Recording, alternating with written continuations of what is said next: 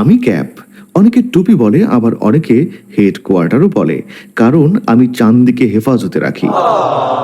মানুষ আমাকে ব্যবহার করে খেলার মাঠে রোদ থেকে বাঁচতে, কেউ আবার স্টাইল মারতে, কিন্তু আমার মালিক আমাকে কিনেছে ইজ্জত ঢাকতে। মানে আমার মালিকের ছাদে মাল একটু কম তো, তাই সে আবার তার চান্দি দেখানোকে ইজ্জতের বরখেলাপ মনে করে। আমি আমার মালিকের সবচেয়ে কাছের এবং সম্মানের, কারণ আমি তার মাথায় থাকি, বলতে পারেন মাথার তাজ। আর আমি ছাড়া যেন সে মুকুটহীন সম্রাট। তাই আমাকে ছাড়া সে ঘর থেকেই বের হয় না।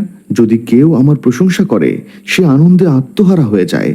আর যদি কেউ তার মাথা থেকে আমাকে খুলতে চায়, তাহলে তার মেজাজের 12টা বেজে যায়। রাস্তাঘাটে, দোকানপাটে, অফিসে, ডেটিংয়ে, এমনকি গানের মঞ্চেও আমি তার সাথেই থাকি।